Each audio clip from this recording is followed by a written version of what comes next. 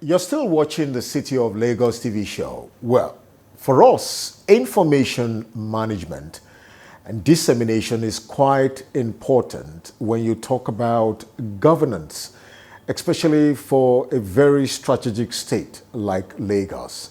And so today we're going to be taking a look at some quite important issues, more like giving an update on some of the key achievements of the Lagos state government under the able leadership of Mr. Governor, Mr. Babajide Sanwo-Olu. And of course, there is no other person that can do that effectively, if not the image maker and the voice of the government, talking about the Honorable Commissioner for Information and Strategy. It's our pleasure to welcome Mr. Gbenga Omotosho. Welcome, sir. Thank you. As the image maker of the government, it is quite expedient to hear your voice at every point in time, giving us update on major significant achievements, efforts, initiatives, programs of the government. Can you give us an update on some key achievements and initiatives of the government in the area of infrastructure, education, health, of course, around the team's agenda? Thank you so much for that very important question. In the past 3 years, it's been very exciting for the administration of Mr. Govt, Mr. Babajide Sanwo-Olu, in the area of infrastructure, education, human development, and in so many aspects of governance from the point of view of many Lagosians that I've spoken with. The effects that they have had from the government in the area of education and health. And these are two critical areas that the government has pumped so much money into. All of us, you know what we went through during COVID-19. We've used this as an experience to pivot that sector to a very considerable height. All of the hospitals that we had one or two issues before COVID-19, if you go there now, they are glittering, rehabilitated. Lagos Island General Hospital, the one on Harvey Road, the one in Isolo. We are building a lot of things that people will see in future.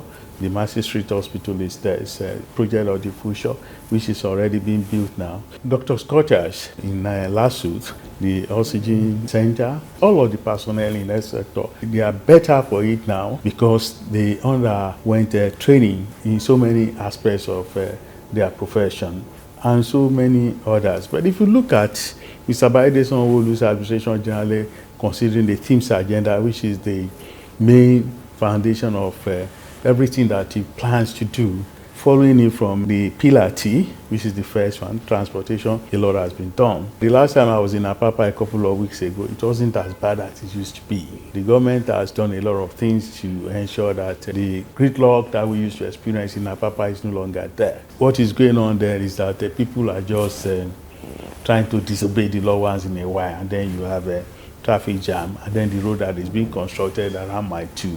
Once the construction is over, Apapa will be free and free forever. A lot of progress has been made because of the e-call-up system that Lagos and Nigeria Ports Authority have adopted. The waterways, by the time it came in, we had about 7 ferries. Today, 21 ferries are running and more are coming. And for about 3 years now, Lagos Ferry has recorded no single accident. And then if you look at the high capacity buses, about 100 were injected recently, and then the Lagosians are enjoying them. And recently we launched Lag Ride and then last mile and first mile buses.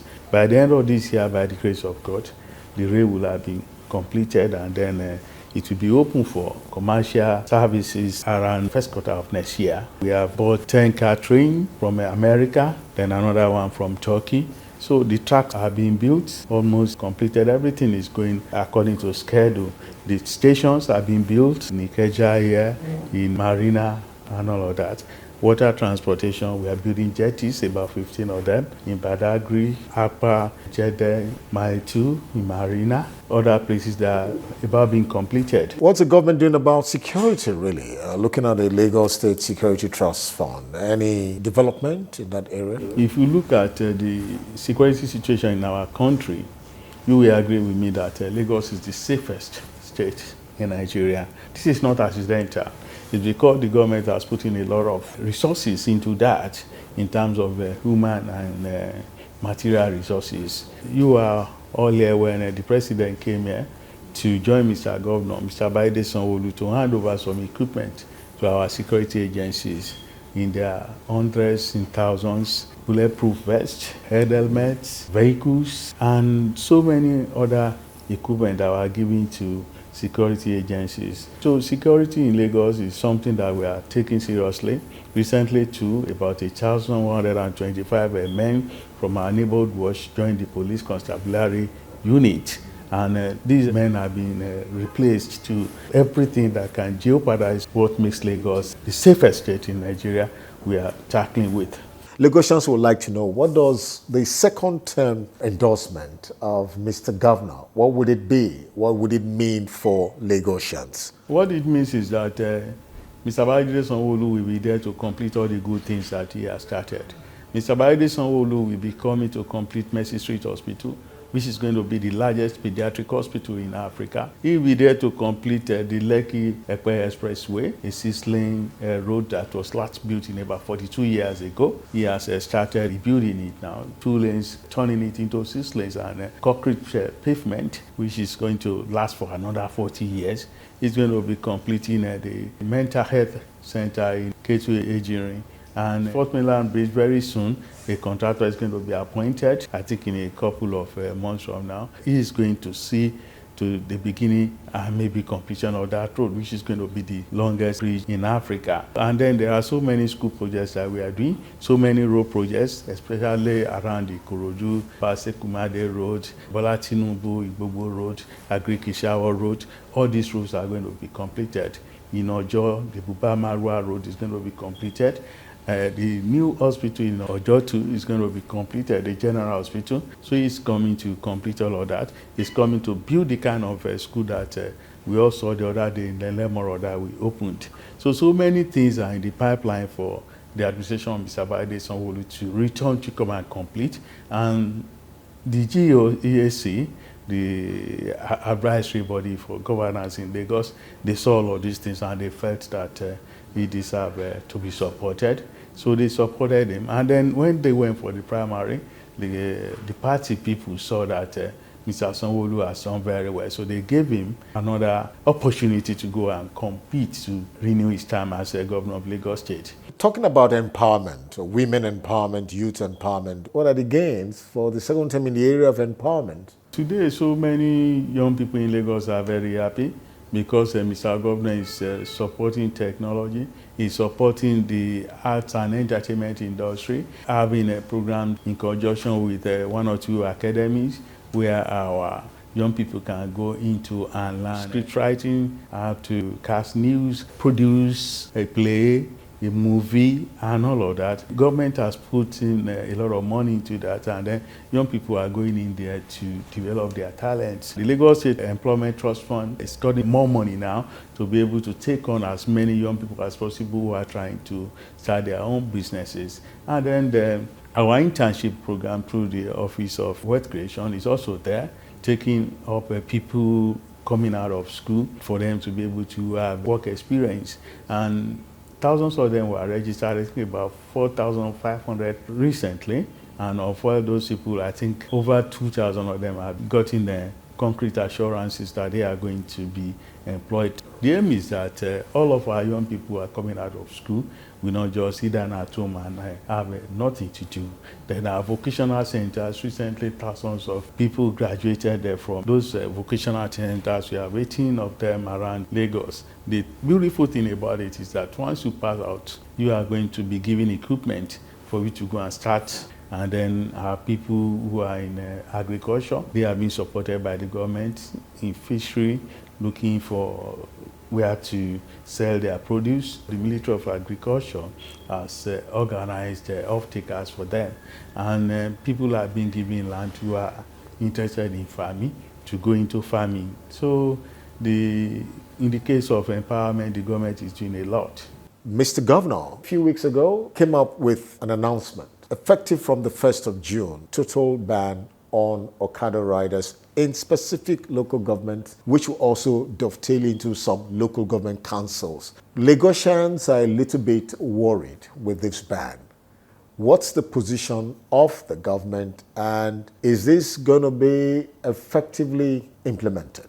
Lagosians have seen that commercial motorcycles symbolize security and safety challenges. And the kind of security challenges that are being confronted in other parts of Nigeria, it is the duty of all Lagosians and the government to ensure that we don't have such security challenges in Lagos. There is no way the laissez-faire attitude of the motorcycle riders can continue in Lagos. What the government has done is to look at facts and figures about Okada. January till April, the first quarter of this year, there were about 1,712 accidents in Lagos. And of these 1,712, 767 of them were Okada accidents, which we are talking about 54%. The number of people who are victims of these accidents, 54% of them are young men between the ages of 30 and 39. So these are figures that are really very disturbing. And there is no government that can wash the blood of its young people being spilled on the road, or because they would like to get to a place as fast as possible. And then the security challenges all over the place.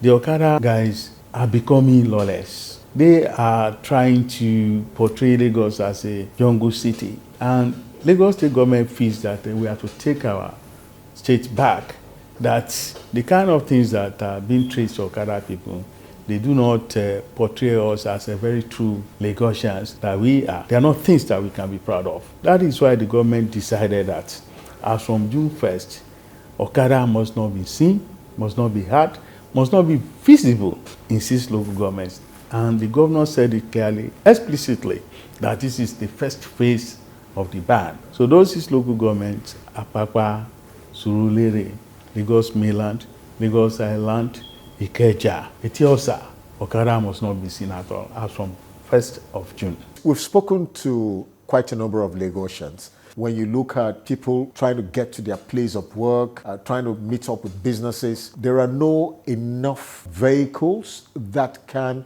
actually reach into the interiors of Lagos. Is that a justification? I do not think so. Lagos is the tiniest state in Nigeria, yet it harbors the greatest number of people. In the 70s, 80s, and even 90s, people were working in Lagos. Nobody was complaining. Even then, we didn't have the number of roads that we have now, and we didn't have the number of buses that we have around now. That is why we are encouraging people to use the waterways. That is why we are building the railway that is coming. That is why we are pushing out buses that can go into these inner areas, the last mile and first mile buses. No matter the advantage that motorbikes may have, they can pick you from the bus stop and drop you in your bedroom. That's fine. The advantages can never be so big for them to outweigh the disadvantages. Why the government say we must pull the brakes on Okada. So the people should just give it a chance. And most of the Lagosians that I've spoken with have been on television, have been on radio. People have been coming, they don't want Okada because they have seen the damage that Okada has done in some other states. And they are now seeing what the government saw a long time ago, that Okada represents a major security challenge. There is a Lagos State Traffic Law 2012, reworked in 2018, which bans Okada from all major highways in Lagos, all major roads in Lagos, and from all bridges in any part of Lagos. The 6 local government is just to give those who are in that trade in other parts of the state enough time to go and look for a more decent way of earning a living. Now, I've not seen Lagosians who are trying to make a case for Okada. Because look at Lekki, for example. As soon as that pronouncement was made, the Lekki people, they had a press conference to say that they were going to back the government in the implementation of that ban, and that they were going to even form a team around their community that will keep Okada away. And then the Arewa community also had a press conference to say that they were going to abide by the rules and regulations that the government has put in place to ensure that Okada does not become a thing of discomfort, and that they have told their young ones to look for another way of earning a living. There was this civil society group too that came up that they were going to support the government, that in fact the ban should be all over Lagos and not just those 6 local governments alone. So it's a people-driven ban. The Gauchans themselves are the ones who are saying enough. Thank you very much, Honorable Commissioner, for information, speaking to us on the City of Lagos TV show. So quickly, on a final note, any word of assurance, encouragement to Lagosians and other stakeholders? I implore Lagosians to pay their tax. People say Lagos is, the IGR is huge and all of that. But the facts and figures are there. Lagos is a city of about 25 million people. And of the 25 million people, only about 6,000 are paying taxes. And of the 6,000, there are just about 4,200 who are active taxpayers. And most of these 4,200 are people who are paying pay-as you earn. The big guys, they don't pay taxes at all. The guys who drive the SUVs, they don't pay taxes. I have studied the whole thing. Our tax to GDP ratio is one of the lowest in Africa. So Lagosians, they have a duty, a responsibility to do something about this. So that if all of us pay our taxes, do our civic duties the way we should do it, the government will have money to do more roads, to build more bridges, to put more ferries on the waterways, to put more vehicles there, and to ensure that the railways, once we finish the red line and the blue line, we can begin on the other lines. I think there are about 8 of them. So that railway can cover so many parts of Lagos, and then we will have had the kind of transportation system that this state deserves. Well, I assure Lagosians that the administration of Mr. Bayede Sanwo-Olu is capable of delivering on its promise of taking Lagos to a greater height, and is going to do so with the cooperation of Lagosians who have been so supportive, who have been so understanding. And I implore them to continue to show understanding, to continue to support the administration of Mr. Bayede Sanwo-Olu. All of us, we see together that our Lagos that we are so proud of, is going to do well. Honorable Commissioner for Information and Strategy, thank you, sir, for coming. Thank you. Well, that's it for now. The City of Lagos TV show will continue in a moment.